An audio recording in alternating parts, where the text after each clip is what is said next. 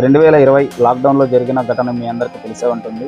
తమిళనాడు పోలీసులు తండ్రి కొడుకులను షాప్ ఆలస్యంగా మూసావని చెప్పి దారుణంగా హింసించి కొట్టి వాళ్ళను చంపేశారు.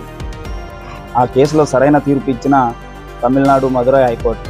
నిజం చెప్పాలంటే చట్టం దృష్టిలో ఎవరు ఎక్కువ కాదు, మరి తక్కువ కాదు. చట్టం దృష్టిలో అందరూ సమానమే. మరి ఈ కోర్టులో తీర్పు రావడానికి ఇంత ఆలస్యం జరగడానికి కారణాలు సరైన ఆధారాలు లేక.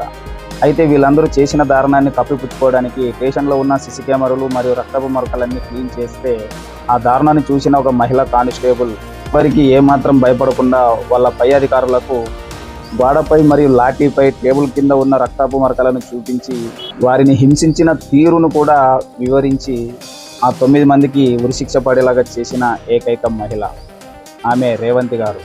నేరుగా కోర్టుకు వెళ్ళి సాక్ష్యం కూడా చెప్పింది. మరి ఇలాంటి మహిళా కానిస్టేబుల్కు నా తరపు నుంచి అయితే నేను సెల్యూట్ కొడుతున్నా. మరి మీ అభిప్రాయం ఏంటో ఖచ్చితంగా కామెంట్లో చెప్పండి.